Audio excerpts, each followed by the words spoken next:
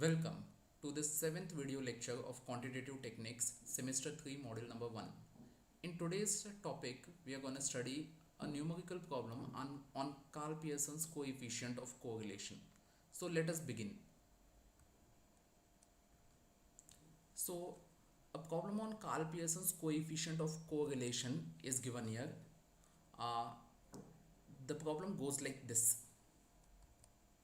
Determine the Karl Pearson's coefficient of correlation. The Karl Pearson's coefficient of correlation between the fertilizer used in kgs and the production of beans in quintals. So it is between fertilizer and beans, that is in the table that is given, between fertilizer and beans in a farmland. So a farmer is using fertilizer in his farmland and cultivating beans, and the amount that fertilizer he is using in his field and the total yield of beans that he gets, are they correlated? Yes, they may be correlated. So how strongly are they correlated? Whether they are correlated positively, negatively, or how strongly, that is what we are gonna find out. And the method that we are gonna use is Karl Pearson's coefficient of correlation. The data is given here in the question itself, that is when he uses, that is the farmer utilizes 2 kgs of fertilizer, he gets a yield of 4 quintals of beans. Similarly, when he utilizes 1 kg of fertilizer, he gets 3 quintals of beans, and so on. So let's proceed to the solution. The first step to solution is note down these actual values that are given in the question, like this. So I have noted down this fertilizer and beans. Okay, just whatever values are given in the question, note down. Fertilizer I have taken it as X and beans I have taken as Y. Now why fertilizer is taken as X and why beans is taken as Y, that is a different question. But remember, whether you are in correlation, whether you are finding a correlation between X and Y or a correlation between Y and X. So if you take beans as Y or beans as X and fertilizer as Y, if you interchange these two, then also your answer will not be affected. That is only in correlation. Whereas when you go further for regression, the answer will be affected. So at that time, whichever is dependent variable and whichever is independent variable, that you have to first identify and then you have to solve it. But in this case of correlation, any problem of correlation, whatever value you can take as X and whatever value you want, you can take as Y. Here the first value I am taking it as X, that is first variable, and the second variable I am taking it as Y, and I am noting down as it is. So once you note down this, what you have to do is further concentrate on the solution, that is X and Y. I have taken this directly from the problem as it is given in the question paper. Fertilizer is X, beans is Y. The other things that are needed, that is X into Y, that is X multiplied by Y, X dot Y, dot means multiplication, remember. So this is nothing but X into Y. I prefer to use dot because there will always be a confusion between this X and multiplication sign. So X dot Y, that means X into Y. So here the value that you have to write is X into Y, that is the X value is 2 and the Y value is 4. So this is 2 into 4, that is 8. Similarly, X square. X square stands for X into X. Okay, that is what is the value of X here is 2. So here it comes 2 into 2. 2 into 2, which is equals to 4. Similarly, here Y square, that is nothing but Y into Y. So what is Y value here? 4. So here you have 4 into 4 equal to 16, and so on. There's no need to write all this in detail, just write the answer of whatever it comes. So we'll solve step by step now on. So just concentrate on how I'm solving. I will solve it step by step. I hope you have understood. This is nothing but x into y, that is xy. This column we need. Then we need this column x square, that is x into x. Then we need this column, that is y into y. Once you get these three columns, you can solve further things. So I'm solving now step by step. Please concentrate on each step. I'm going slowly. To y. So it is 1 into 3, that is 3.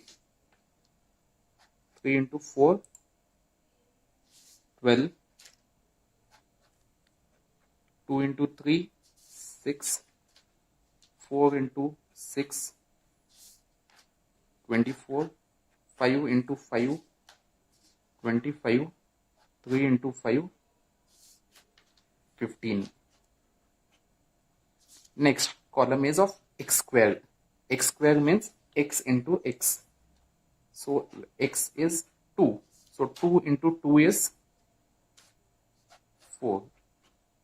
Similarly, 1 into 1, 1. 3 into 3, 9. 2 square is 4. 4 square is 16. 5 square is 25, that is 5 into 5. 3 square, that is 3 into 3 is 9. Next, y square. Y square is y into y. So 4 into 4, that is 4 square, that is 16. Then 3 square, 9. 4 square, 16. 3 square, 9. 6 square, 36. 5 square, 25. And 5 square, 25. Now we need the total of all these things, that is summation of x, sum of all x. Summation x equal to 2 plus 1, 3, 3 plus 3, 6, 6 plus 2, 8, 8 plus 4, 12, 12 plus 5 is 17, 17 plus 3 is 20. Similarly, total it up here, you will get summation y. Summation y is equals to, add up all this, you will get 4 plus 3 is 7, 7 plus 4 is 11, 14, 20, 25, 30. Now summation of xy, that is sum of all xy, x into y, is, just total it up. What will you get when you total this up? 11, 20, 23,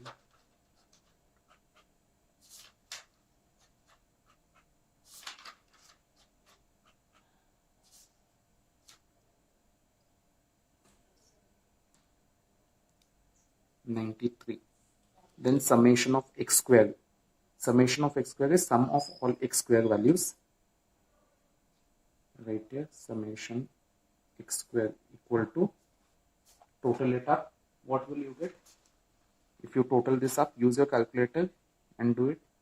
It is 68. Now add up all y square values, that is sum of all y square values, summation y square. Add up all using your calculator.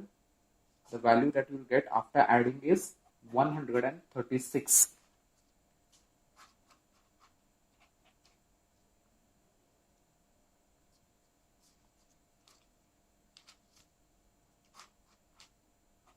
So once you get all this, you have to write the Karl-Pearson's coefficient formula.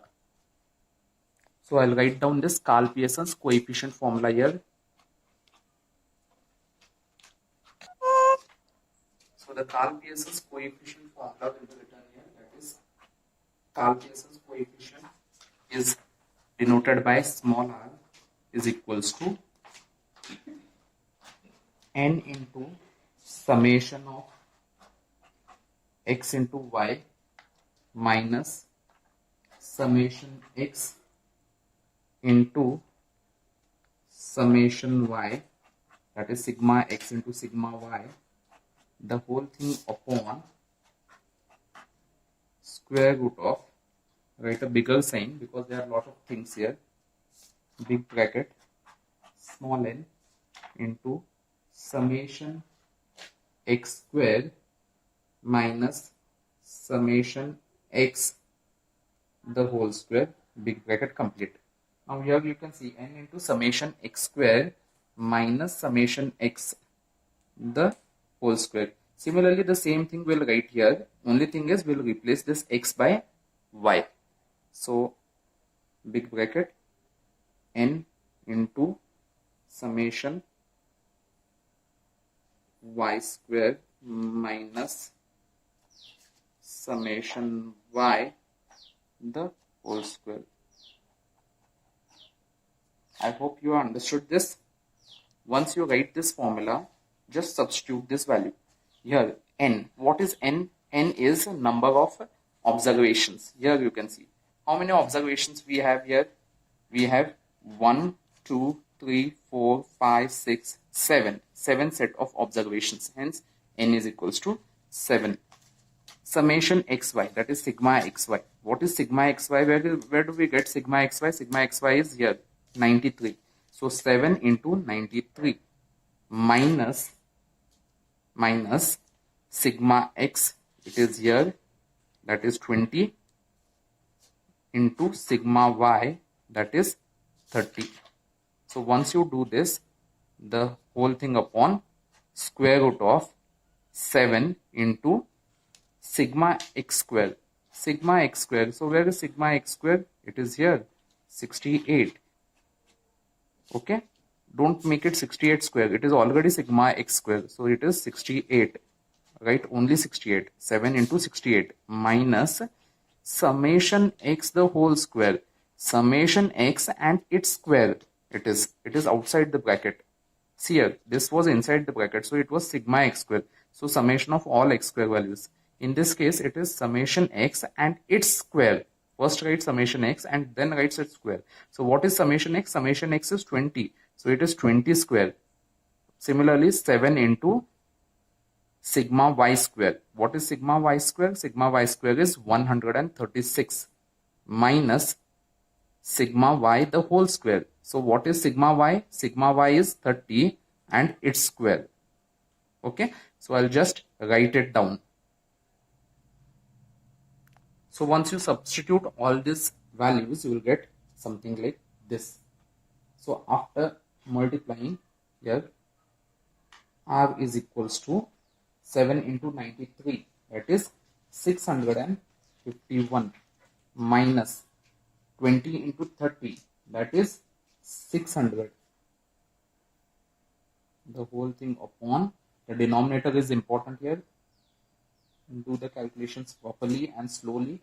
Solve the brackets first. Innermost brackets are solved first.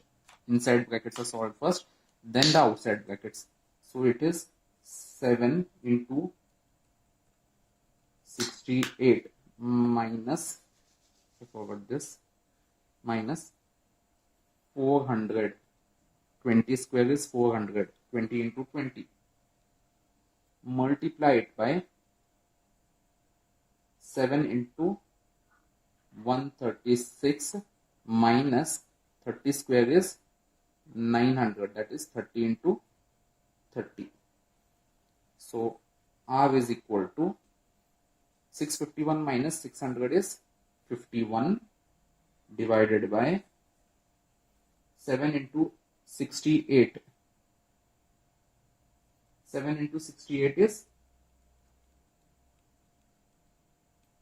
use your calculator, you will get 7 into 68 is 476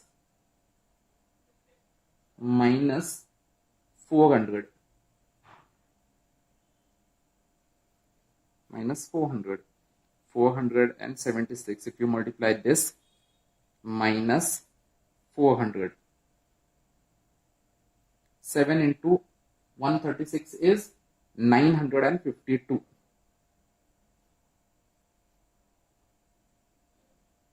minus 900. Substitute this and find out.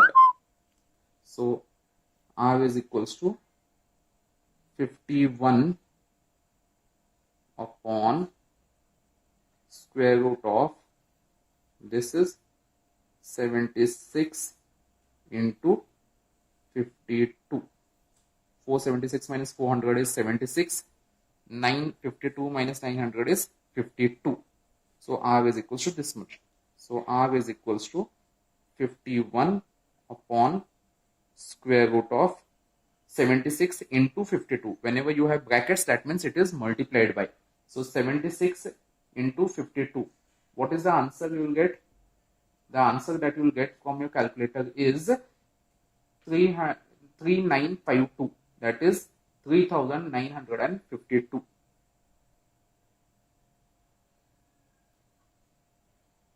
Okay.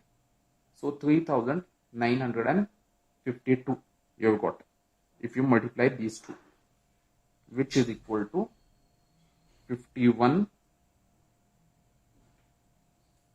divided by square root of 3952. Square root of 3952 is 62.8649. So this is what you will get. Use your calculator, you will get this value. So 51 divided by this. So therefore, what is R equal to? R equal to 0.811. This is your final value. So what is your comment?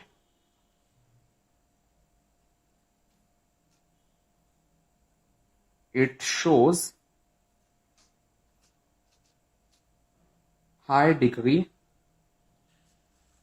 of positive